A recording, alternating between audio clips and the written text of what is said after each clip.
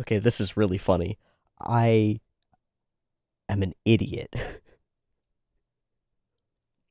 Woke up today, went and showered, got all ready, sat down to record, went and double checked what the last episode of Gundam that I had watched was.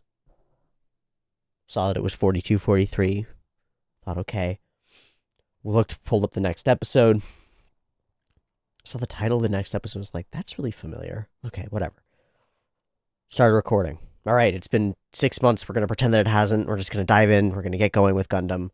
Thank goodness that there's an episode that we can watch, and it doesn't feel like we're right in the finale yet.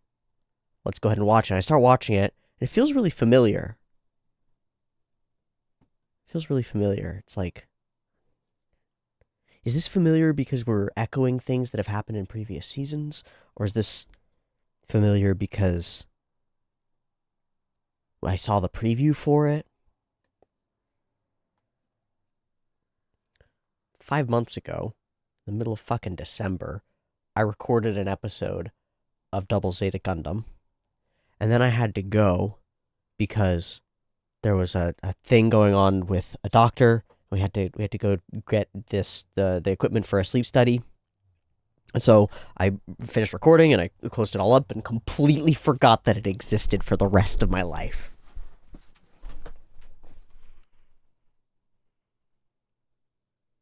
So now, in the present time, I do my darndest to record this episode with this sneaking feeling of deja vu, of like, I've seen this before, and yet it's completely wiped from my memory. So now I have two recordings of the episode. I haven't gone back through and edited the previous one yet. I never looked through the footage. I never edited it. I never loaded it into an editor. I never even renamed the files so that I would know what they were. And so I lost them until now. So I'm going to go edit the original one, which I assume probably has better discussion on it. Because while I did my darndest, I was very confused during the episode that I just watched today. And I didn't know why, and I didn't know how to communicate it. So I just tried to do my darndest and be like, okay, this was a little weird, but that's fine.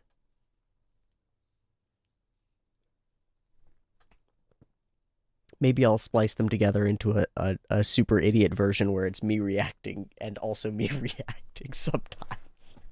I don't fucking know. This is the strangest thing in editing that I've ever done on the channel. I've done some dumb things before. I've never intentionally lied and obfuscated whether I've seen an episode of something before, and I didn't hear either. I just felt very confused. This is very funny. And I've been freaking out about it ever since the moment that I realized it, because I was going through and I was like, and I was editing and I became certain that there was something going on. So I went and I checked on the laptop and it wasn't on there. There was no evidence of it anywhere on the laptop. And I went, oh, the external hard drive that I haven't been using. I haven't been using this hard drive for forever. And I plug it in and I go through and unlabeled, unnamed, there's a file. So I'm now copying that over, and I'm going to pull it up in a second and go through and edit it and see what me 6 months ago, the first time I actually watched this episode, thought about it. And see if I just ended up saying the same fucking things over. I think that would be really interesting and really funny, because I swear to God that my conscious mind was not aware that I had seen this before. But subconsciously I was like, what the fuck is going on? Is ZZ this repetitive? Have we just done this so many times where Judo and Hamon see each other and come into weird conflict and then split and nothing changes? And the answer is yes. Actually, we have done that so many weird times. And yes, so many of these plot points have been said over again every episode. But not to this degree. This was my fault and I fucked it up. And I'm really intrigued to see how and why. Peace. Alrighty, welcome everyone. I'm Teeaboo and I am here for Mobile Suit Double Zeta Gundam, episode 44. We have 4 episodes left, so it feels only fitting that we're starting with 4-4 for the last 4. I don't think I'm going to get to record all the way through the finale today, which is really unfortunate because that's what I planned to do, but some things have come up and I've got to rush to a doctor's appointment in a little while. We've got a little while, and I'm going to make the most of it. So I want to do that by talking through a little bit about the last couple of episodes, two-parter, drawing a drawing, and seeing about watching episode 44 of Mobile Suit Double Zeta Gundam. Things just hit the fan. I'm not sure if they're shit yet. I'm not sure what they are yet. I'm not really sure of anything, and neither are a lot of our characters. Plu-2 is following orders, but acting like a bit of a wild card, a bit confused.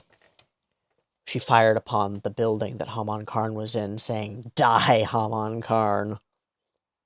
But it didn't work. Haman said something confusing about a barrier, and Judo, in a flash of instinct, leapt across a chasm in some sense to knock both Haman Karn and the young Minerva Zabi out of the way of an oncoming falling mech, which I believe was piloted by the crazed Karasun, who has flip-flopped back and forth more than a pair of sandals. Sanity is not in abundant supply in these last couple of episodes. Characters are doing things that are nominally against their worldview. Plu-2 speaks viciously as she's fighting. She communicates hatred and disgust and contempt, but moments later and before, she goes and rescues a little girl, pulls her out of a jail cell, knowing that this place is going down, knowing that she's about to blow it up. She saves a little girl. And Judo says that it's because that girl reminded her of Plu, but she says she didn't know who that was. What do I believe? I'm not sure. It's all a little muddled. Judo Ashta is the strangest protagonist that we've had in Gundam so far. And we've had some pretty strange ones already. This is the strangest Gundam show we've had so far. And we've had some pretty strange ones already. I'm not sure what to take from it, but it feels really important to me in a way that I haven't been able to verbalize or communicate very effectively. You see, I'm on this quest, kind of, to try to create a thesis. There's something lurking in the depths of the idea presented in mecha shows. And it's been evolved upon, and I get, like, where it's gone, and I'd be okay with just articulating that. And I have done so repeatedly, and I want to do so in a more formal way moving forward, looking at shows like Tengen Toppa Gurren Lagann, my own entry into this sort of universe of ideas, Kill la Kill, which comes after it, and a number of other shows that have sprinkled out afterward, and then working backward through Furikuri and Evangelion, and back through Gunbuster, and then back a little further into these older ideas of mecha, where Gundam stands as kind of this pillar of eternity, this thing that is a real landmark, and there's something about it that's striking to me. This world that Tomino has created, this inventive landscape where young children get inside mechas at the behest of a grand adult population with their own ideals and ideas that are all sort of scattered and all kind of speaking a set of ideas that they aren't really pursuing and pursuing a set of ideas that they aren't really speaking, and the children are left to figure out their way in this, and it's their actions that determine the future in some real sense. Despite the actions of grand and powerful people, all of these sweeping machinations and big changes, it's the little individual actions that we follow. There's some idea to it. There's this internal dualism of, like, you are the mind-body paradigm of the robot and the person who gets inside it and the decisions to be made. But then there's more. There's the way that our ideals and ideas work and influence others in a small group. There's community on the Argama contrasted with society out there and at large. There's the set of people that we understand and communicate with. There's children and their novelty and their excitement at the world. And there are adults and their rules and their plans and their desire, their cravings for power. And then there's new typeness. The funkiest piece of the whole thing, this semi-spiritual, semi-psychic, micro-magic that seems to pervade our most important characters and almost in some way feels like the mark of narrative convenience. Like, the narrative interest of the story circles around you because you're a new type, and you're a new type because the narrative story circles around you, and it's not entirely clear to me which is which. It's almost... I think that in lore and in canon, it's, like, pretty clear that new types just are new types, and they're that way because something different, Earth, gravity, freedom, souls, space. But, like, more narratively, or thinking about what can be gleaned from it, it's like, I think they're kind of new types because they are in the circumstance to be, because they kind of make the choices to be and are able to. But maybe that's wrong, too. I'm not sure. It's so strange to look at this thing and feel it changing my worldview. Because I don't even understand what it is. It's like I'm looking at a cut gem, and I'm seeing all sorts of things through it, through all of the different facets, distorted and shifted and changed in ways that I'm not expecting, upside down and on its side, and the strange refractions that light does in a large prism. But I never really can see the gem, because it's clear. And so my ideas about the world are changing, and my ideas about people and about reality are altered or shifted, or I'm able to see them, but I feel like I'm looking through glass. Like the art is just a lens. Like the Gundam itself is really hard to pin down, to put my finger on exactly what it is. It's cake, and it's glass, and it's weird, and I think it's helping me see everything and see myself. But maybe it's just helping me see the weird ideas of some people 40 years ago. I'm not sure. I'm not sure. And neither are our characters. Everything's pretty uncertain. I'm not sure what's going to happen next. It feels like we've reached the setup. The place where we... In the last season, we ended up on a stage. And the last couple of episodes felt like they were almost like a stage play. Like, finally the crucial ideas that have been semi-articulate over the course of this series come together, and they all sort of play out chaotically in one big wham bam bang boom boom sort of anticlimax burst that's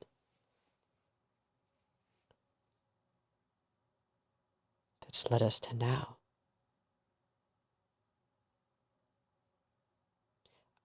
I feel like if we do that again, Haman wins. That feels like it's her realm. I don't know. I found this pen. I've been waving it around just because it was in my hand. I found this pen in a Plano box, in a toolbox, at the garage sale that I stopped at and ended up working at for a few days, selling all this stuff.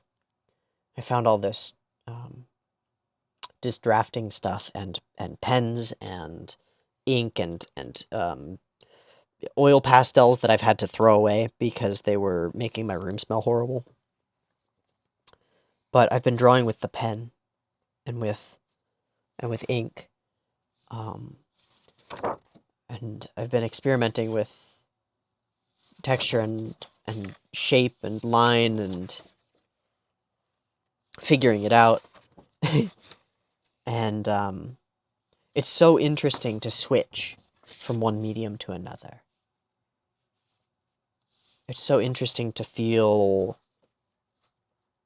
Like the required commitment of putting ink to paper, the permanence of it, the confidence that you kind of need to have in placing the pen down.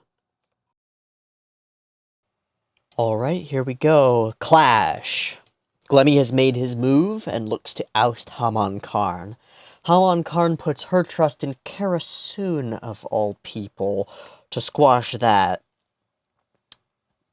You'd think she would have at least one other competent. I guess not. And we are sort of safe and in the clear at the moment, but in a prime position to upset things and really fuck up somebody's day. So let's see how our core players, the ones who the narrative circles around, choose as they move into what looks like the endgame for Double Zeta Gundam. I've got episode 44 up and ready to go. We're watching it. There'll be two versions, picture-in-picture over there. You can also see there's a tiny cat. She's right there. Maybe she'll move around. We'll see. Picture-in-picture version with the video up there will be linked in the description down there. Time-based version up on YouTube. Beep beep timer to count you down. Let's go.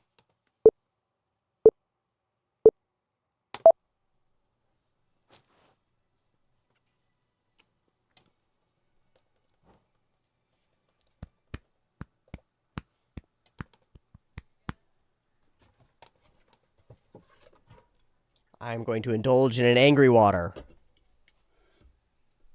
That's what Seraph calls it, is angy water. I think it's really cute.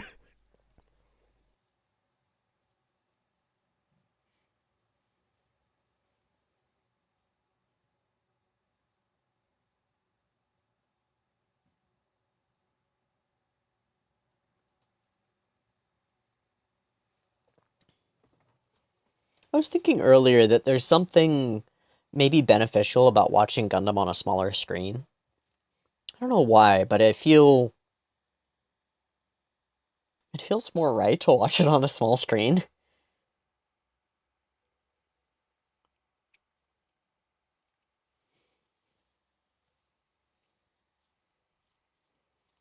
When I was going through it earlier, I felt like I had a better grasp on the framing and composition looking at it in small format. Maybe it has to do with it being 4:3.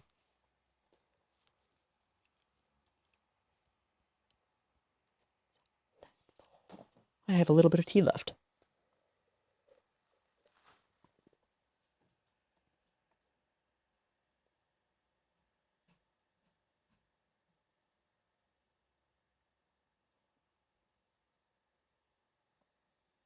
Yeah, but he hasn't shown up yet. We haven't seen him at all. You did have to blast it with the high mega laser cannon, though. Okay. I wanna check in with Glemmy. Emery's glory. I hope She She that gonna Emery die. doesn't die for that glory, but gonna die. you know. But is she gonna die, though? Double check my recording also. Okay, cool. Oh, hi, Lovey and Rose. Oh my god. No, actually, that's a great idea.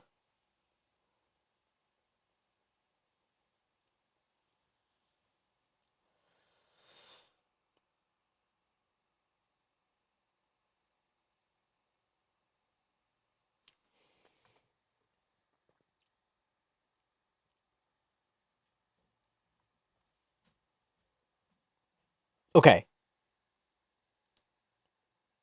Okay, so we're grabbing Minerva Zebi to use as a bargaining chip against Haman.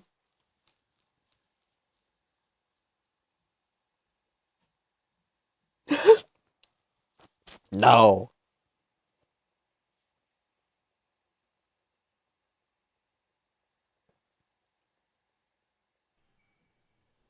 This whole subplot with Emery is really weird.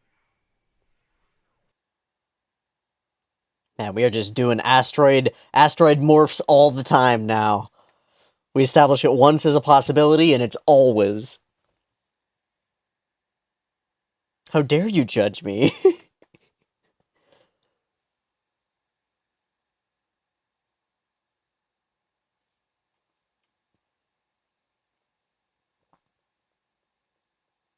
And we're calling this episode Emery's Glory? I'm really scared. Ah. Oh yeah, that's why. She doesn't have anybody on her side. I was thinking Rakan Dakaron, but of course he's homies with Glemmy. The what? The Queen Mantha. She seems really confident.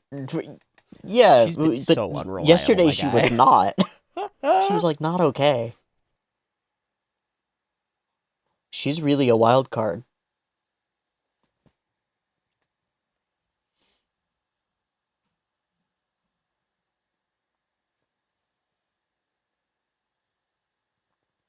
So this is our mission. This is our little infiltrate and kidnap. This is our little infiltrate and kidnap. A literal kidnap child. Also the ruler of all space, if if the propaganda is to be believed.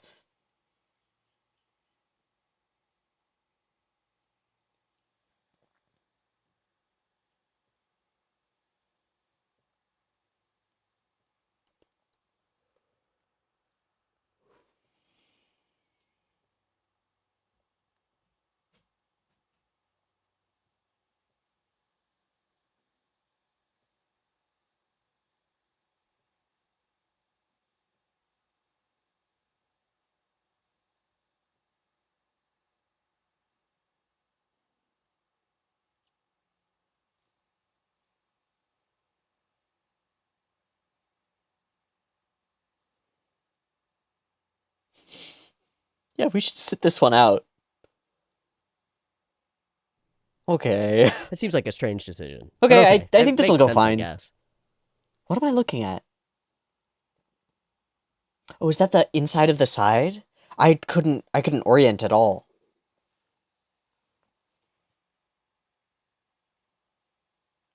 It is the inside of the side. That looks so cool.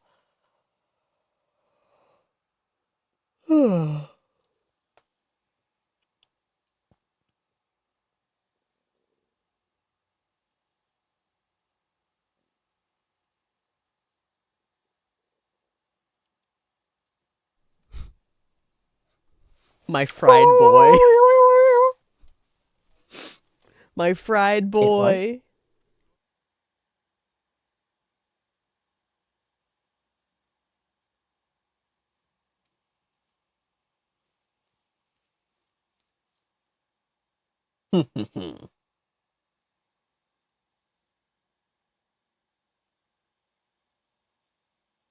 What?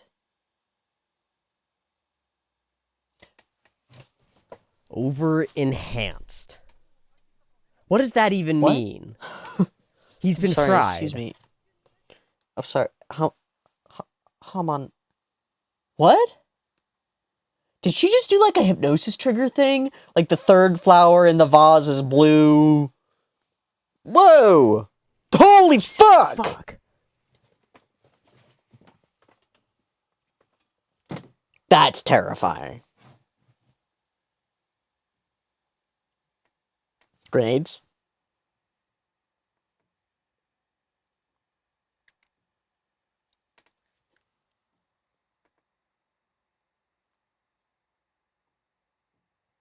I love this shot. But she hasn't gotten the judo vibes yet. And she hasn't really sensed judo yet. Clong, clong, Oh, clong, he's going. clong. All right. Okay. All was noble. Oh, keep an eye on him, keep an eye on him.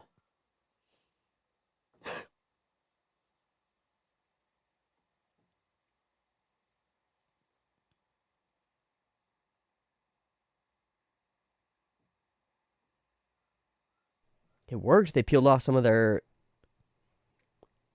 guards.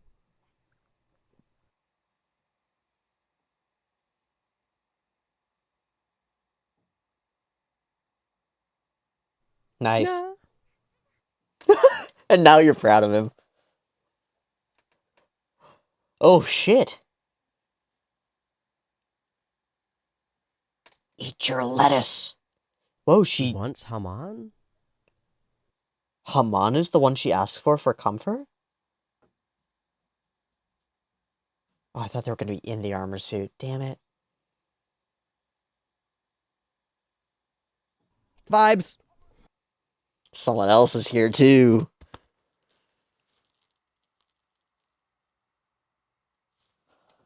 Timing, timing, timing, timing. Fuck. Shit. Fuck. She's gonna Was get there. Minerva being super smart? There's no way, right? She's gonna catch us. She's gonna catch us. She's gonna catch us. She's gonna catch us. Okay, she does vibe. Fuck. Too many things going, dude. Just a little girl at a dinner table. Hi, we're your Hello, new tiny friends. We're the fairy godmother here to take you away from here. Oh, we won't leave you alone. Accurate.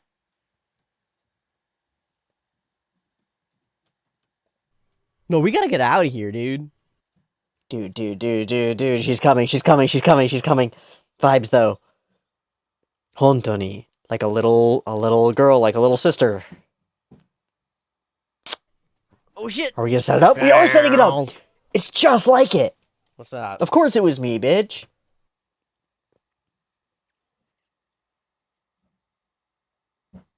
Whoa, he's walking toward her. Let's go, bro.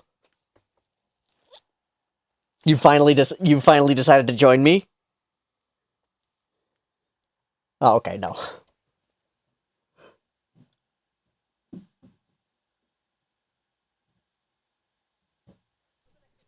Maybe she's telling the truth?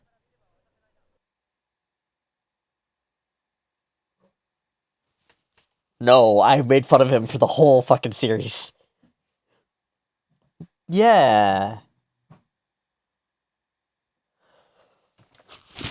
What?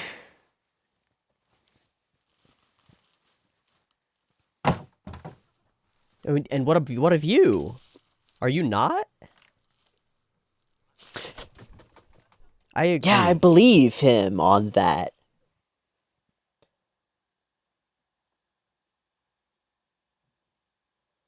That actually might rock her, but it doesn't. Damn, she can't hit a thing. Okay, that should rock her, though. That's so interesting. I was right in saying that I don't understand Hamon Karn.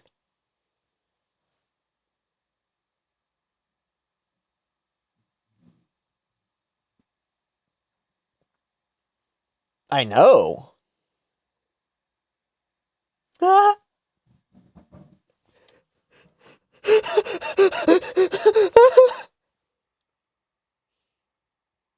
Yeah, that's me, bro. Is she gonna let them go away? No way.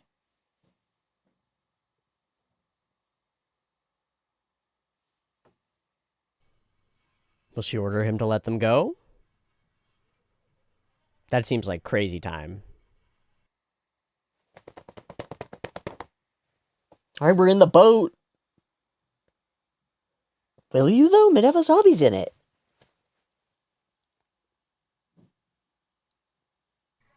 Whoa. I believe her.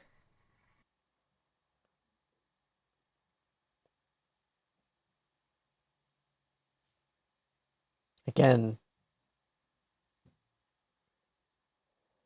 Damn, she has become loyal Whoa. fast.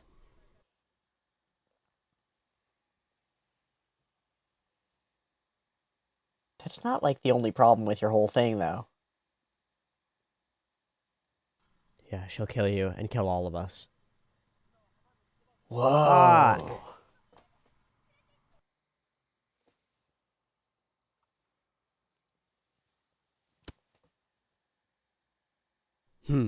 Keep my word.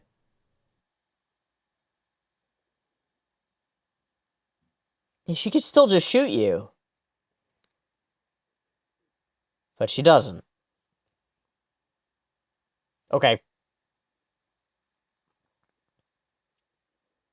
Those were cool launches.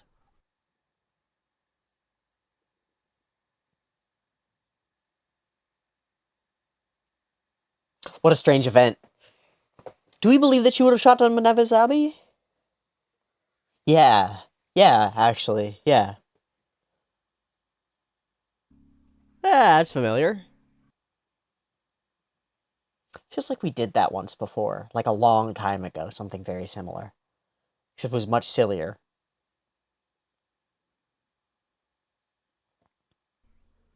Whee!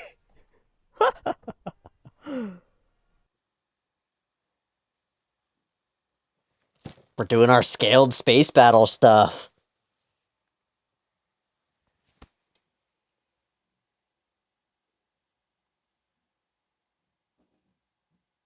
I feel like there's a subs update that I was supposed to do that I Pretty. didn't do. That thing looks sick. I really like the style that's on it. The really shiny shadow stuff is really cute. It does look very manted-y. I wonder what fucked up bullshit it does. Oh, Georgian. Yeah. All It's the really effort is in this intimidating. one. I guess it's all the dark lines. How far away? How far away? How far away?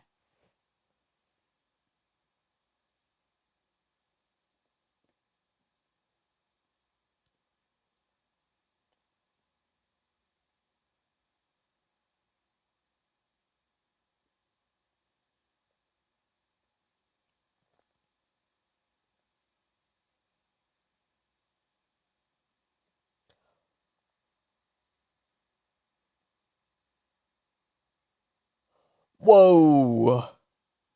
We have made ourselves targets, you're saying? Guys, whoa, we're just chilling out here! Glammy, please. Oh, fuck. Can we back the fuck up?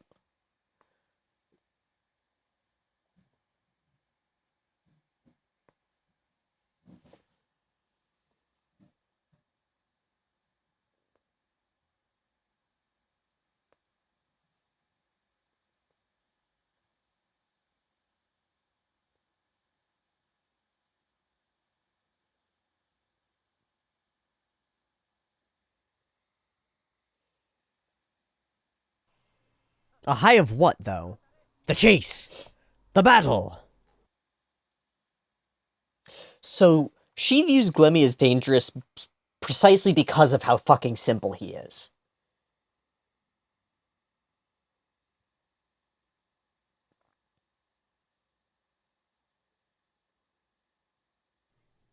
Whoa. Emery, what are you doing? She is gonna get herself killed. I thought you ordered them to... You're gonna get yourself killed. That's very convenient. That's... Emery! Emery. It feels like... Emery's It feels doing like a you're just choosing to die here for no self-sacrifice. reason. I guess maybe the stakes of the situation haven't been properly expressed to me. I haven't figured them out.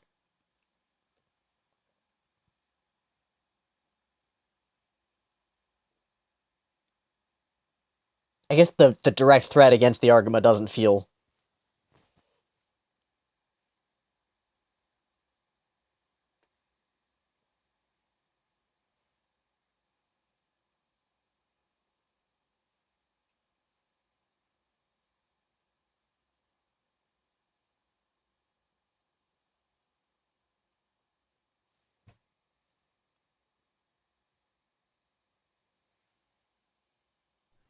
Oh shit! She's Oh here, shit! and it's It's here! awesome.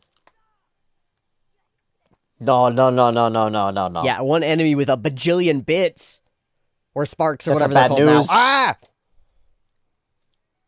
That was cool. That was cool and spooky. I like that a lot. That's not gonna work, dude. Emery. What the fuck? Oh, she's out.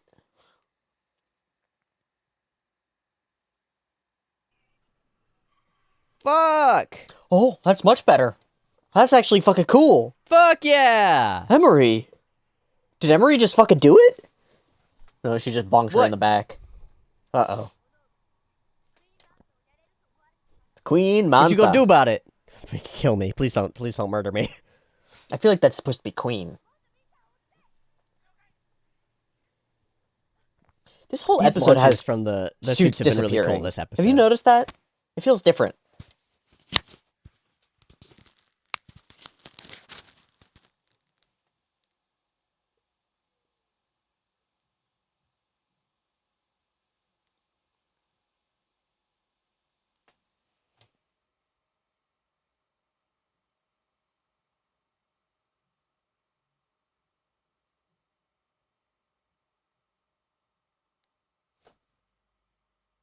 Whoa!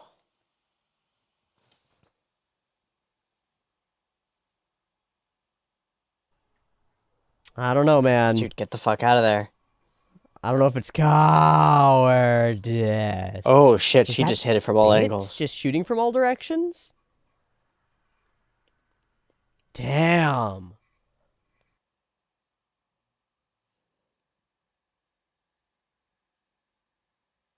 Fuck.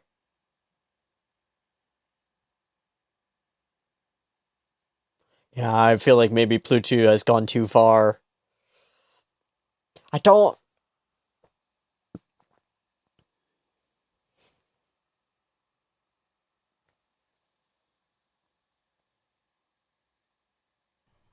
If we could break Pluto. Whoa, we're connected to the other.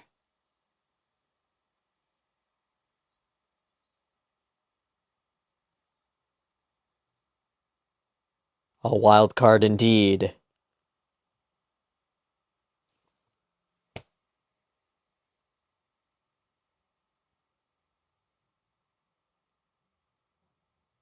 Well, the Argoma's okay.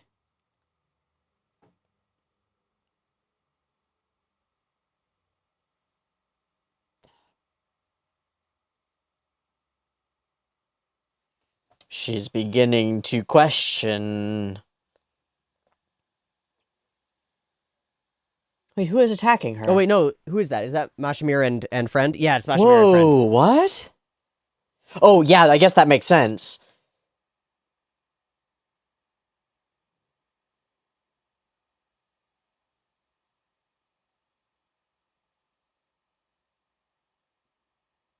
Oh, the scent of the rose. What the fuck? I still don't know what exactly He's that means. They brain brainwashed dead. him. They've, like, hypnotized the reality out of him. Or They've borked his cybernetized him. noggin. Aw, dude.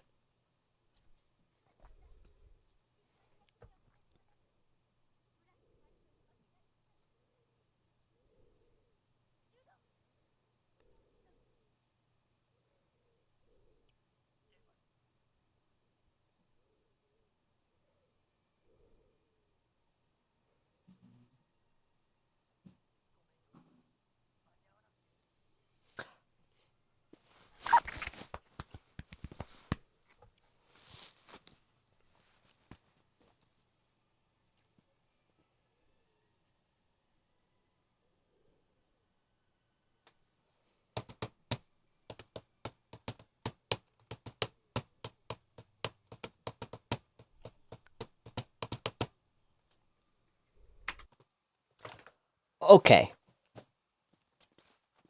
I feel like the Emery part is sort of shoot in. Maybe I'm super wrong, but the tragedy doesn't hit me that super well. I'm sorry for that, Emery. Your death. Goodbye. Anybody feel really, really deeply emotionally about the Emery death? I felt more about the Rasara death, and that one didn't make any fucking sense.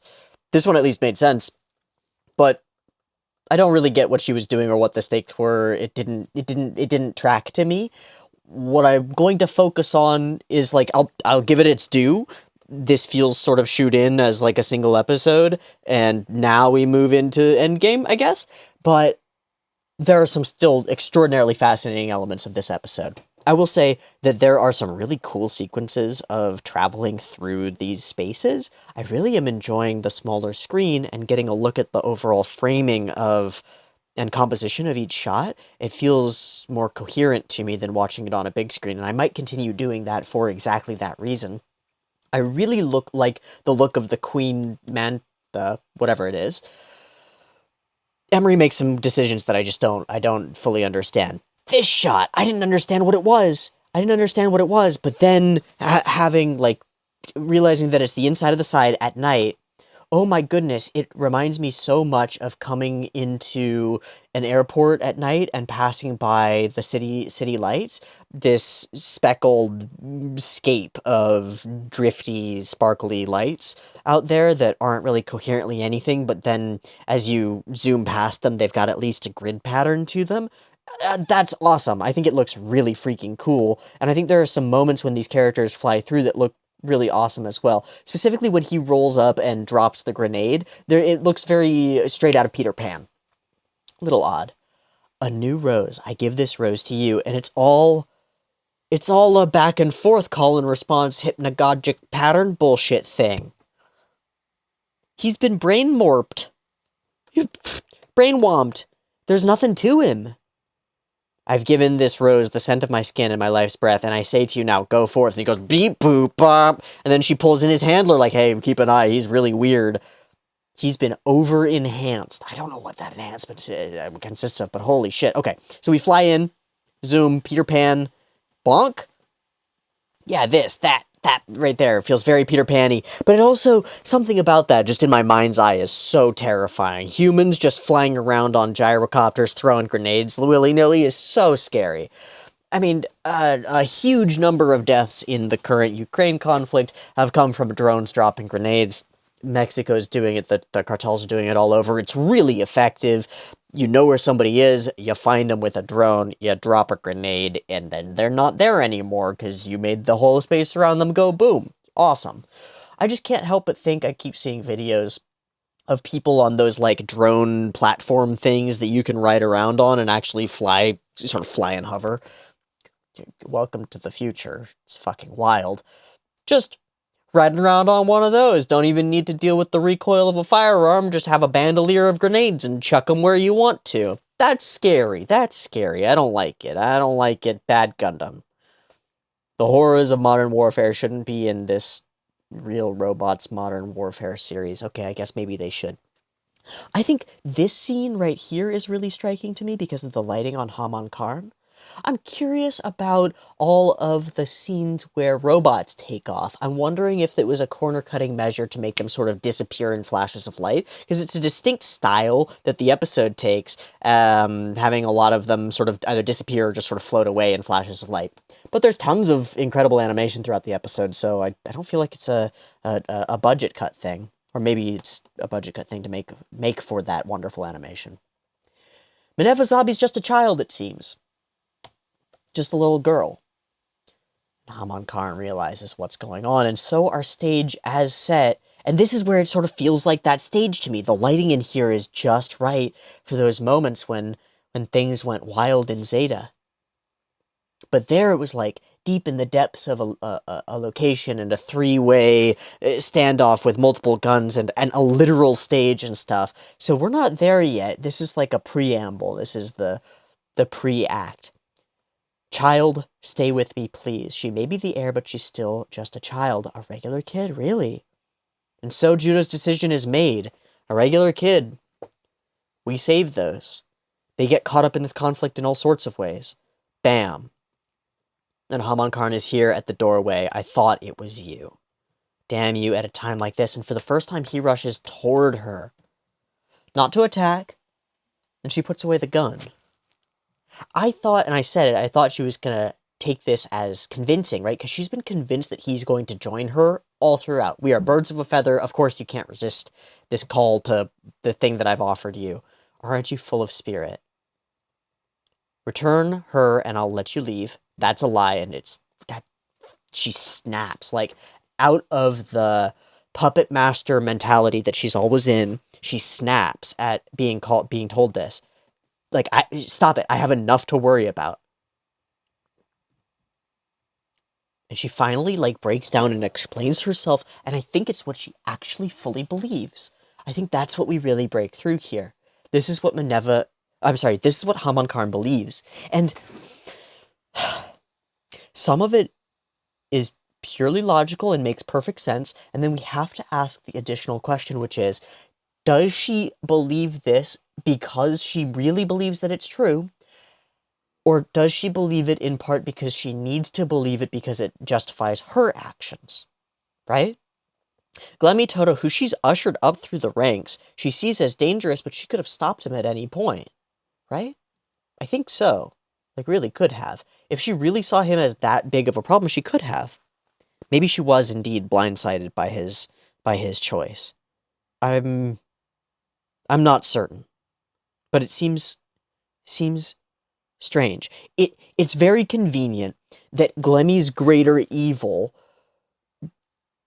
as perceived by Haman, serves as a perfect justification for her lesser evil. You know? It's like, maybe she's right about Glemmy Toto, but she's still wrong. And that's exactly where we get to, I think. Don't you understand how dangerous he is? He's trying to revive the old Zeon. And that's what's so interesting here, is that we've got these layered generational gaps and understandings. The nuance and the distinction of what Haman Karn is trying to nuancedly revive about the old Zeon in order to get back at the Zabi family, yada yada, is fully lost on people who just see her riding around the galaxy killing. She's just doing the authoritarian thing. And she's being like, no, you don't understand. I'm trying to prevent the reemergence of a greater, worse authoritarianism by being authoritarian, and these free vagabond teenagers are like, yeah, but you're telling us we can't do our shit, and you're trying to take over the galaxy, and we're gonna stop you. And she's like, no, you don't understand. Real mini Hitler is coming. It's the worst problem. And Judo holds the line. Don't you get it? I want to use this bloodline to get back at the Zabi family. But Glemmy wants to rule space by the power of blood alone. He's a man who would spill blood across the cosmos. You, of all people, should understand. Why should Judo understand? Having been pursued by Glemmy? I don't know. I don't think this argument holds water in Judo's mind, but I think that Haman genuinely believes it and thinks it's her best play, is to tell the truth here. Maybe she's more master manipulator than I'm giving her credit for, but I think she's leveled. I think she's mask off. I think in the face of Glemmy Toto's rebellion, she really believes that there's a solid chance that she loses here. She actually needs Judo Ashta's assistance, and to convince him to give Minerva Zabi back because she lends credibility to Hamon's claim. But Minerva's loyalty to Haman is zero. She doesn't believe in Haman Karn. And for good reason. Haman Karn isn't believable. How much of this circumstance just serves to justify Haman's actions? I think I'm with Judo. I think it's wrong either way, and I think we hash it out with Glemmy Toto afterward. You'll just end up doing exactly the same thing, but maybe what she's arguing is that you can negotiate with me. You're not going to be able to negotiate with this upstarted young man who thinks himself a god king. Because Glemmy Toto thinks he's Reinhard von fucking Musel, and he's not. Because we take a Reinhard. I hate to say it, I love democracy, but we take a Reinhard von Musel sometimes. When the right man for the right job is in the right place, it's like, man, that's cool.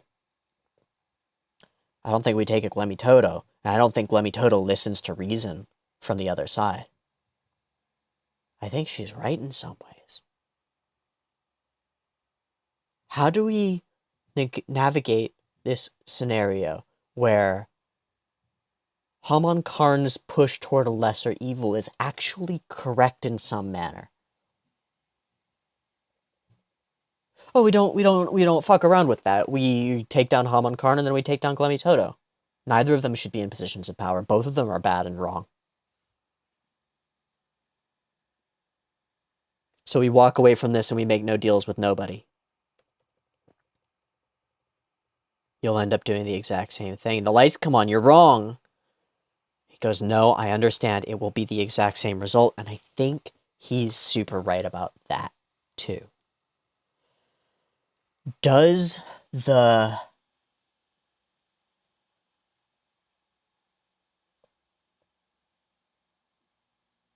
Does intent matter?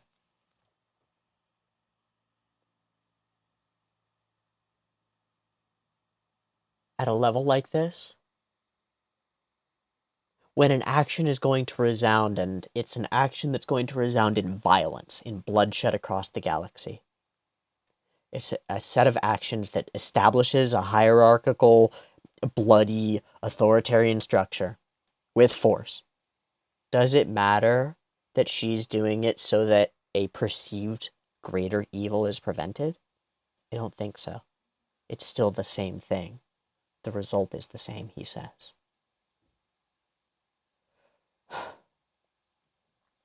He will not align himself with a dictator to prevent the rise of a dictator. He washes his hands of it all. And so here's the real rub. If, having not aligned himself with the standing dictator, Judo steps back and Glemmy Toto wins wholeheartedly, hearts and minds, everything, and establishes his new old Zeon, murder and bloodshed and all the evil, and we can't beat him, and we lose, and everything becomes under the power of Zeon, and things get much worse. Is that Judo's fault for not listening to Hamon Karn here? Maybe.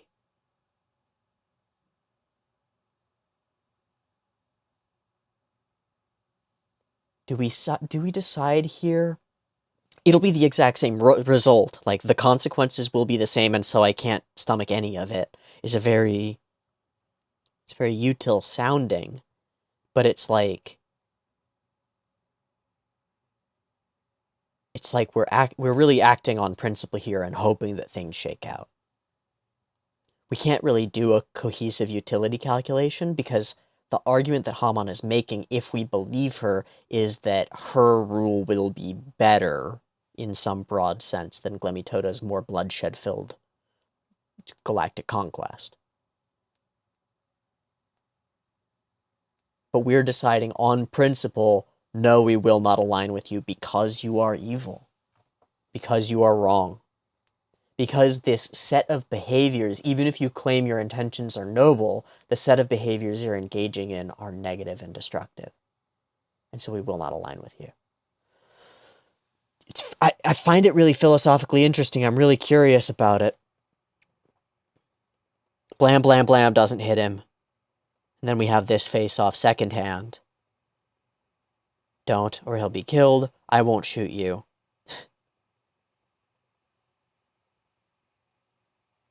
If you escape, I'll kill her. I don't care. Man, Minevazabi flipped hard. If you're going to kill them, kill me with them. Damn. I'd rather trust her words than get us all killed. And so we're out. Emery makes a strange move. And kind of on a whim, with the great power that has been afforded to her, Pluto eliminates a threat.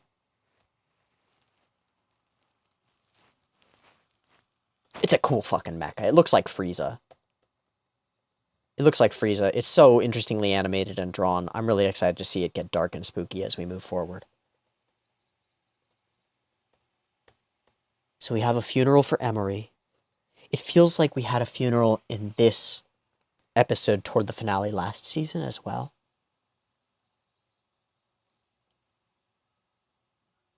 I'm not sure. And from there, we move into a galaxy-deciding conflict.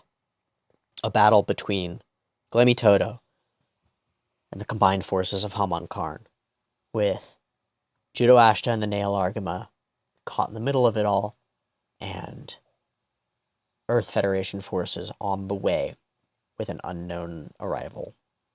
Okay, we'll leave it there, and we will move on from there next time for Double Zeta Gundam.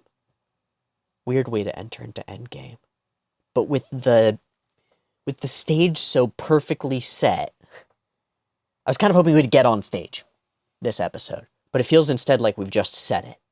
And the biggest thing to me is that little conversation What's the real deal stakes between all of these parties who are seeking power? Hamon thinks she's a better option than Glemmy Toto. Glemmy Toto seems to just be straight power hungry, and Judo Ashta appears to be in the place to decide. And he decides, neither of you. We'll see how it shakes out. Thanks for watching. Peace.